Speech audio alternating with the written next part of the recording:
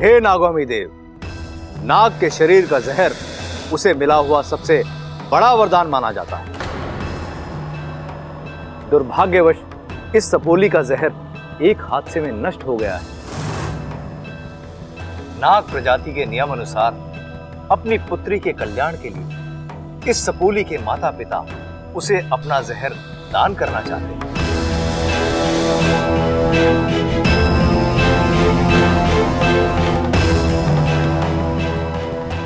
अनुमति ददातिम देवा। आज इस जहर दान के साथ साथ गिल्ली के माता पिता अपनी किन्हीं 2 अलौकिक शक्तियों का 5 वर्षों के लिए त्याग करेंगे। जहर अर्पण विधि शुरू करते हैं।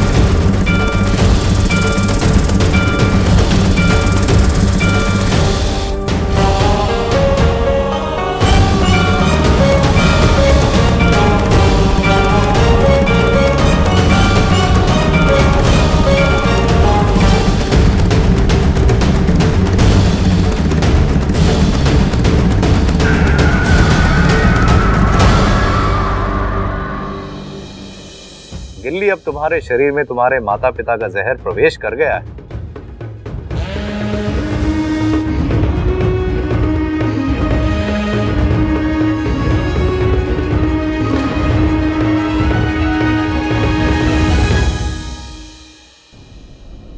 रुकिए।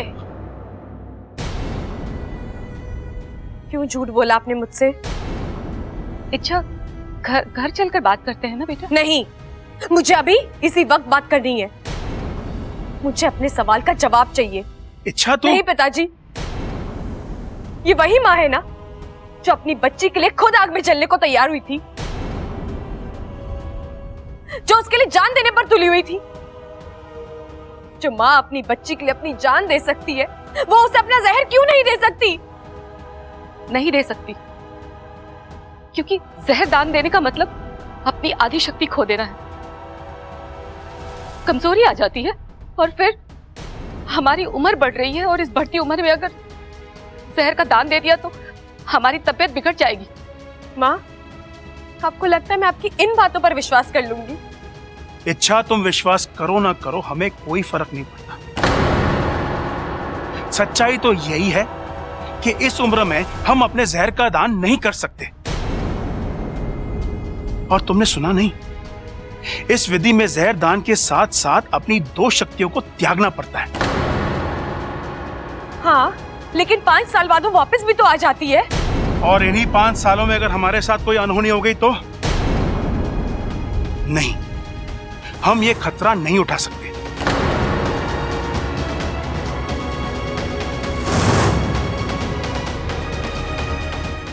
इच्छा, अरे कमाल की लड़की है यार ये। एक पल यहां होती है, एक पल कहीं और। अरे कितनी बार कहा है इच्छा बताकर जाया करो, लेकिन नहीं। शिव जी, आपने वैसे ही लड़की का चैप्टर ना बहुत ही मुश्किल बनाया है। अरे बीजे में घुसे नहीं घुसता, और ऊपर से ये इच्छा। ये चैप्टर तो बहुत ही मुश्किल है। इच्छा को समझना मतलब इम्पॉसिबल, खतरनाक चैप्टर है ये। यार ये चली कहां जाती है? अरे भाभी, अब इतना सारा बोझ लेकर कहां जा रही हो? मुझे दीजिए, मैं उठा लेता हूँ। ओहो बब्बल जी, आज बड़ा ख्याल रखा जा रहा है अपनी भाभी का। कपड़े वपड़े छोड़िए, सीधा मुद्दे पे आइए। क्या काम था? अरे नहीं नहीं भाभी, मुझे कुछ काम वाम नहीं था। मुझे लगा मुझे आपकी मदद करनी चाहिए, इसलिए मैंने पूछा। भाभी अब अकेली कितना काम कर लेती हो? घर में बाकी सब होके भी ना होने के बराबर है। अभी इच्छा को ही देख लो, फिर से गायब है। अब आपको पता है क्या वो कहाँ गई है? दरअसल प्रॉब्लम उसके नाम में है। नाम में प्रॉब्लम? क्या मतलब? उसका नाम ही इच्छा है। जब उसकी जहाँ जाने की इच्छा होती है वहां चली जाती है। हाँ भाभी। एक बात कहूँ, अभी अभी इच्छा की शादी टूटी है, उदास होगी। हमें उसे थोड़ा और टाइम देना चाहिए। अकेली होगी तो खुद को संभाल लेगी और फिर से हमारे साथ घुल मिल जाएगी। अरे भाभी लेकिन जाएगी कहाँ बब्बल जी, आ जाएगी, आप शांत रहिए। शादी टूटने का दुख इच्छा को हो ही नहीं सकता। वो तो कोई दिन रात ये प्रार्थना करती होगी कि शादी टूट जाए। प्यार तो वो मुझसे ही करती है ना यार, लेकिन फिर बात क्या है पता करना पड़ेगा। आपको लगता है इच्छा हमारी बात पर विश्वास करेगी? पता नहीं। वो हमारी सपोली है, हमने सीने से लगाकर बड़ा किया है उसे।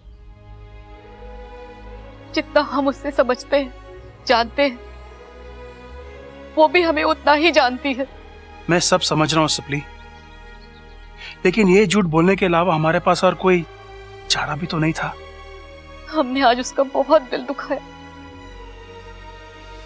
चाहे जो भी हो जाए, हम उसे उसकी जिंदगी का राज नहीं बता सकते। सही कह रहे हैं आप, लेकिन मुझे बहुत डर लग रहा है। कैसा डर? इस राज को राज बनाए रखने के चक्कर में कहीं हम अपनी सपोली को ना खो दें।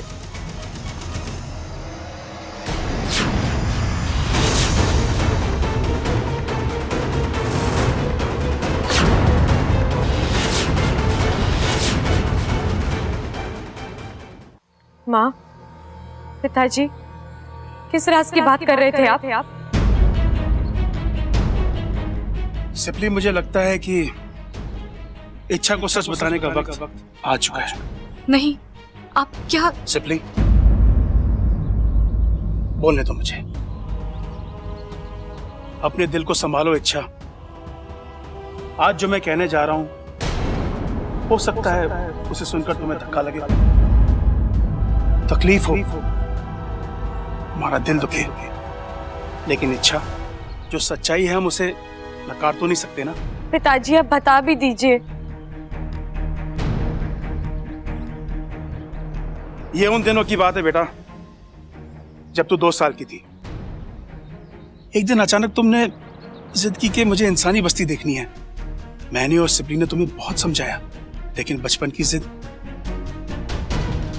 हम तुझे एक सुंदर से बगीचे में ले गए।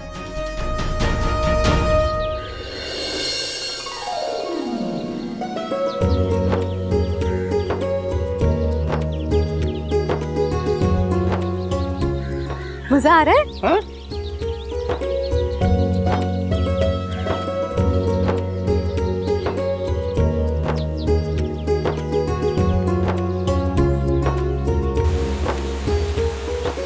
सिपली, वो देखो झरना। हाँ, कितना सुंदर है।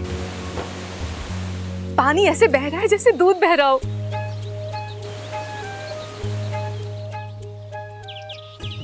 वहां देखो, वो पंछी।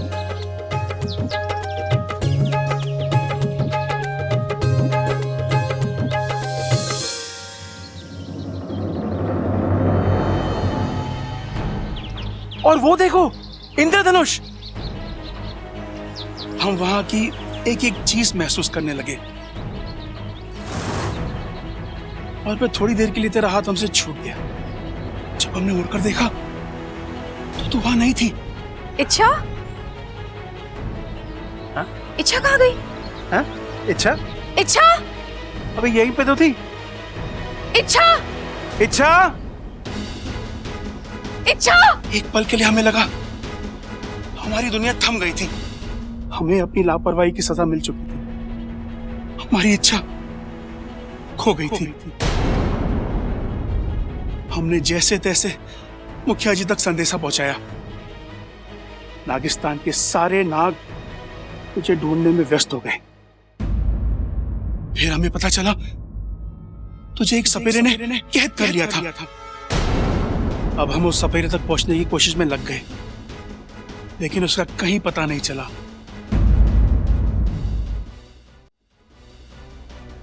फिर कैसे ढूंढा आपने मुझे? और पिताजी, इस कहानी का आपके जहर अर्पण से क्या? बहुत करीबी रिश्ता है सपोली।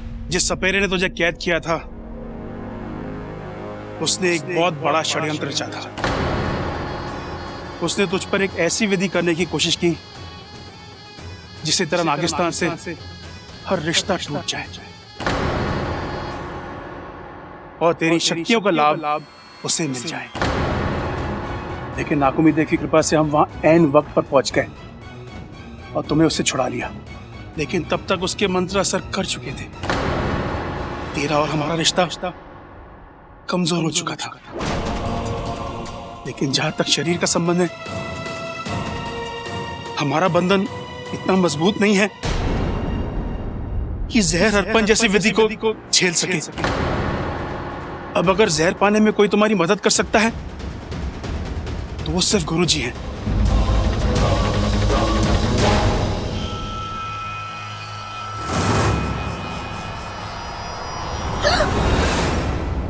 वाकू, तू डरा दिया तूने मुझे। अच्छा तुम यहाँ कर क्या रही हो? वहाँ दुनिया तुम्हारे लिए परेशान है, दोनों घरों के लोग तुम्हें ढूंढ रहे हैं और तुम। मैं भी तो वही कर रही हूँ, मैं अपने आप को ढूंढ रही हूँ। मतलब? अच्छा तुम जिस काम के लिए नागिस्तान गई थी वो काम हुआ? चाचा चाची से बात हुई? वो तुम्हें जहर दे रहे हैं ना? नहीं। क्यों? क्योंकि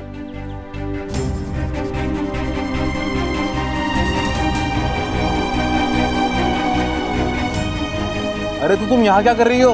गुरुजी के पास जाओ। और वहां जाकर भी कुछ नहीं होगा वाकू, बस एक और बहाना सुनने को मिलेगा। मतलब?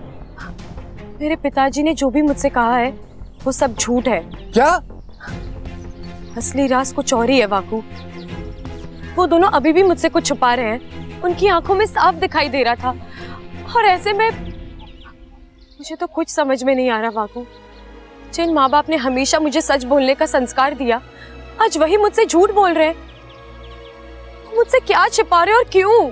इच्छा मुझे लगता तुम कुछ ज्यादा ही भावुक हो गई हो। नहीं वाकू, मैं इच्छा ये वक्त इन बातों का नहीं है, ये बातें हम बाद में करेंगे। तुम अभी गुरुजी के पास जाओ और अपने जहर का इलाज कराओ, वो ज्यादा जरूरी है। जरूरी तो मेरे सवाल भी हैं वाकू, मैं गुरुजी से वो भी पूछूंगी और इस बार जवाब लिए बगैर मैं लौटूंगी नहीं।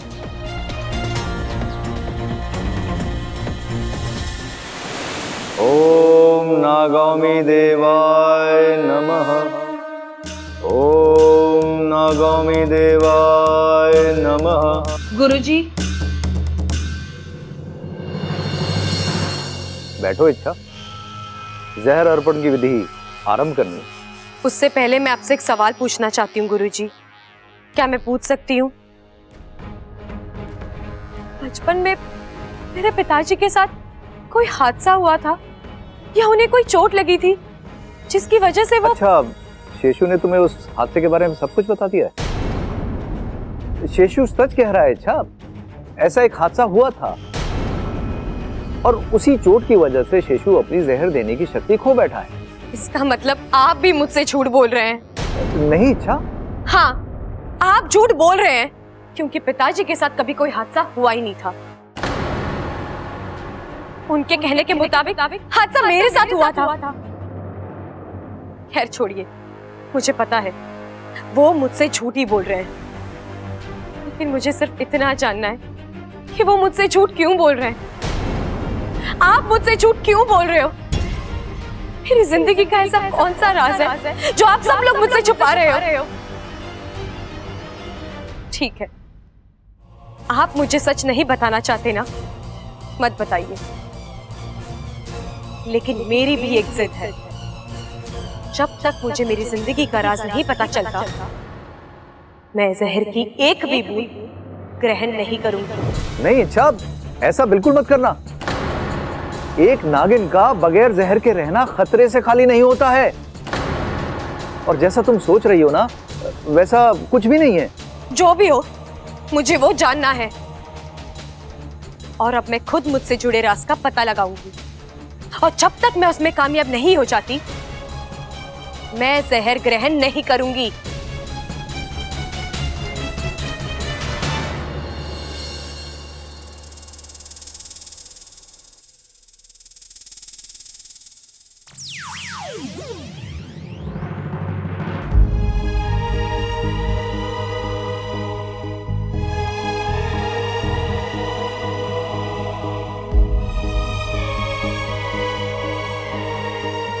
इच्छा,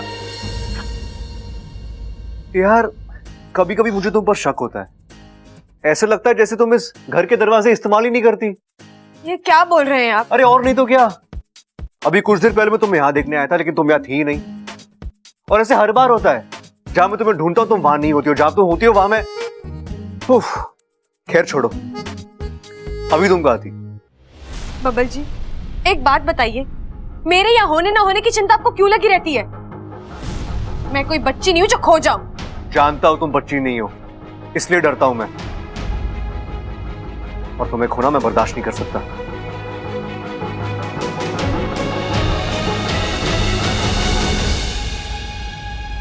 अच्छा, तुम रो रही हो? मुझ पर कौन सी आफत आ गई है जो मैं रोऊंगी? मैं कुछ रो नहीं रही।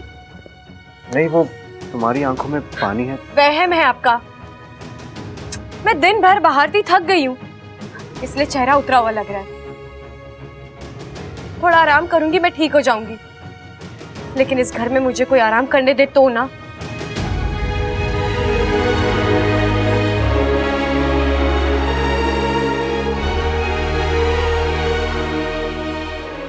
अच्छा, घर में सबको लगता है कि तुम शादी टूट जाने की वजह से दुखी हो, लेकिन मैं जानता हूं तुम बहुत खुश हो। तुम मयूरेश के साथ शादी करना ही नहीं चाहती, क्योंकि तुम्हारा प्यार मैं और मैं ही रहूंगा।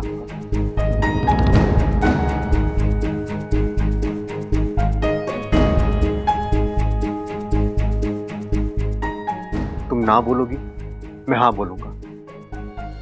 सच क्या है, हम दोनों जानते हैं। एक ही बात को बार बार कहने से सच्चाई बदल नहीं जाएगी इच्छा।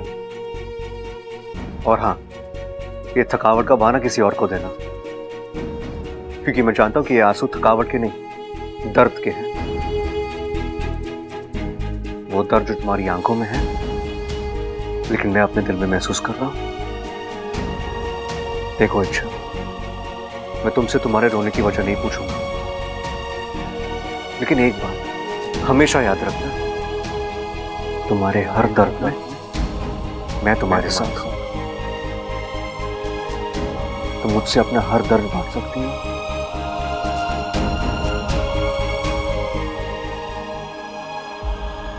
और ये हक मैंने तुम्हें दिया है।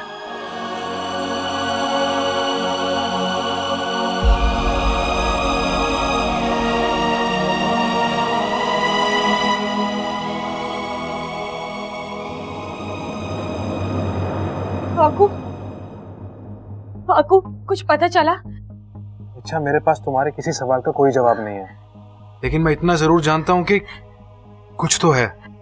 जो भी है वाकू, पता लगाना होगा। लेकिन इसमें खतरा है। तुम्हारे पास ना तुम्हारी शक्तियां हैं, ना तुम्हारा जहर, और बाहर कदम कदम के ऊपर दुश्मन घात लगाए बैठा है। तुम ऐसे कैसे? छोड़ ना वाकू, मैं क्यों सोचूं इस बारे में? इसकी चिंता माँ और पिताजी करेंगे, अब उन्हें तय करना है। उनके लिए अपना राज ज्यादा प्यारा है या उनकी बेटी।